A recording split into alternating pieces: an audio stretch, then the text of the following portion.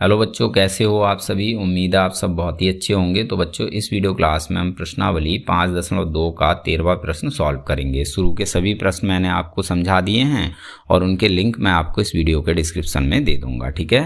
तो बच्चों, प्रश्न नंबर 13 में हमसे ये पूछा गया है कि 3 अंकों वाली कितनी संख्याएं 7 से विभाज्य हैं, यानी 3 अंकों की ऐसी कितनी संख्याएं हैं जिनमें 7 का पूरा पूरा भाग चला जाएगा, ठीक है।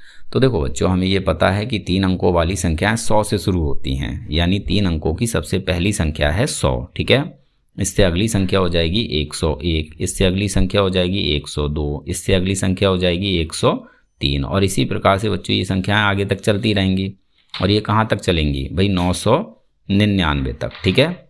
तो 3 अंकों की सबसे छोटी संख्या या सबसे पहली संख्या ये हो जाती है 100 और 3 अंकों की सबसे बड़ी संख्या या सबसे आखिरी संख्या ये हो जाती है 999, ठीक है।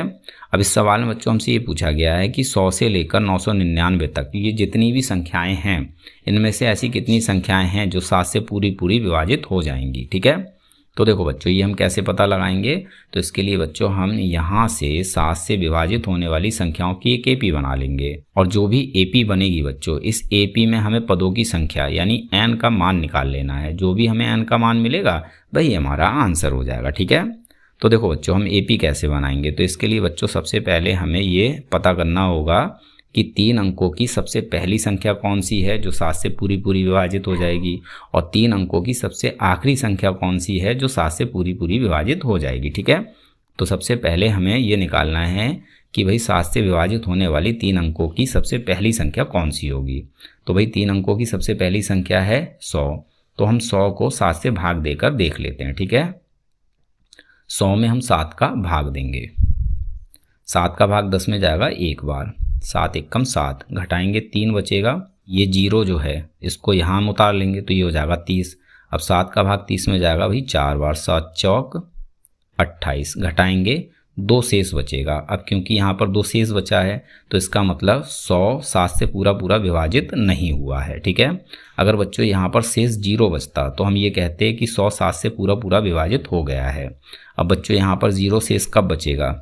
जब यहाँ होगा 5, ठीक है। यहाँ 5 होगा तो हम इस 5 को यहाँ उतार लेंगे तो यहाँ हो जाएगा 35। अब भाई 7 का भाग 35 में कितनी बार जाएगा? 5 बार जाएगा, 7 पंजे 35, 35 में से 35 घटाएंगे 0 बचेगा, ठीक है। तो 7 से विभाजित होने वाली 3 अंकों की पहली संख्या ये हो जाएगी 105, ठीक है। अब इसी प्रकार से बच्चों हमें 7 से विभाजित होने वाली 3 अंकों की सबसे आखिरी संख्या निकालनी है। तो सबसे आखिरी संख्या है 999, इसको 7 से भाग देकर देखते हैं, ठीक है। 7 का भाग देंगे, 7 का भाग 9 में एक बार जाएगा, 7 एकम 7, घटाएंगे 2 बचेगा, 9 लिख लेंगे, कितना हो गया? 29। अब 7 का भाग 29 में जाएगा 4 बार, 7 चौक 28, घटाएंगे 1 शेष बचेगा। अब इस 9 को यहाँ लिख लेंगे तो ये हो जाएगा 19, ठीक है। अब 7 का भाग 19 में जाएगा 2 बार, 7 दूनी 14, घटाएंगे 5 शेष बचेगा, ठीक है। इसका मतलब 7 से 999 पूरा पूरा विभाजित नहीं हुआ है। अब बच्चों हमें करना क्या होगा? ये जो शेष बचा है 5, इसको हमें 999 में से घटा लेना है।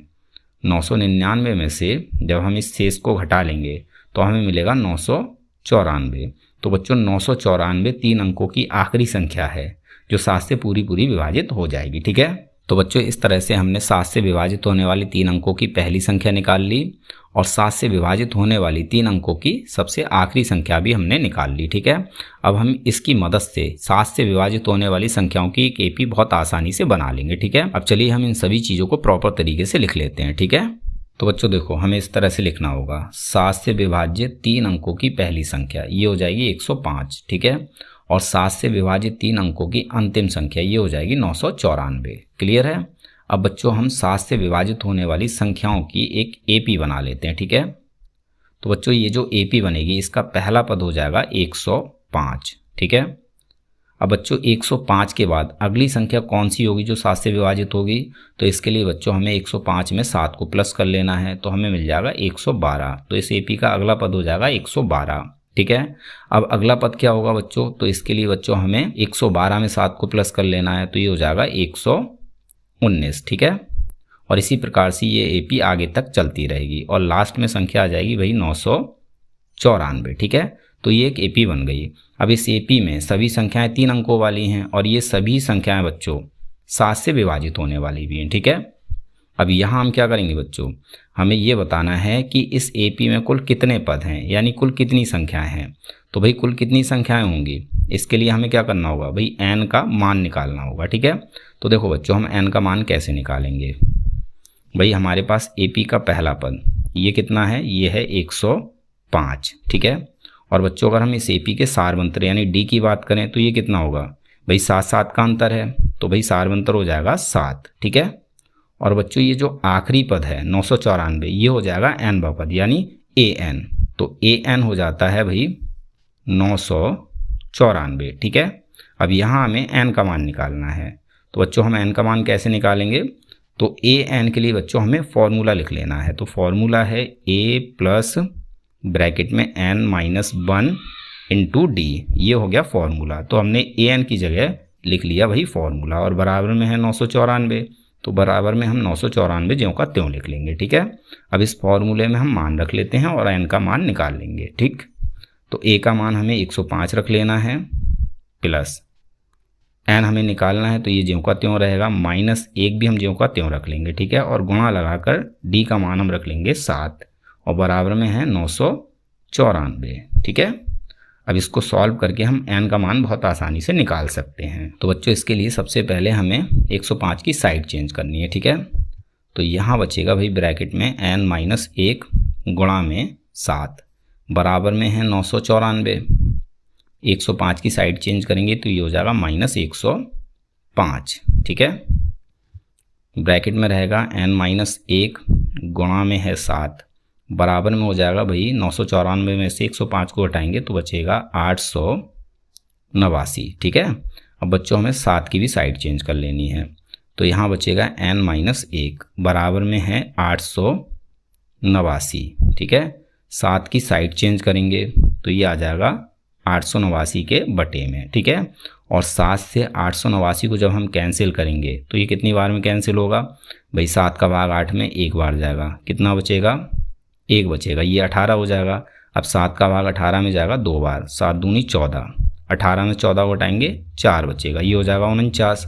अब 7 का भाग 49 में जाएगा 7 बार, 7 सत्ते 49, तो 7 से 889 ये 127 बार में हो गया कैंसिल। तो यहाँ से हमें n-1 बराबर मिल गया 127, ठीक है। अब बच्चों हमें -1 की भी साइड चेंज कर लेनी है, तो हमें n का मान मिल जाएगा। तो n बराबर 127 -1 की साइड चेंज करेंगे तो ये हो जाएगा +1, तो यहाँ से हमें n मिल जाएगा भाई 128। 127 + 1 कितना हो जाएगा 128। तो बच्चों 3 अंकों वाली कितनी संख्याएं ऐसी हैं जो 7 से पूरी विभाजित हो जाएंगी, ये हैं 128, ठीक है। तो यहाँ हम अपना आंसर लिख देते हैं। तो बच्चों 3 अंकों वाली 128 संख्याएं 7 से विभाज्य हैं, ठीक है। यहाँ पर हमारा आंसर हो जाता है कंप्लीट। उम्मीद है सवाल आपको समझ में आ गया होगा। मिलते हैं अपने अगले वीडियो क्लास में।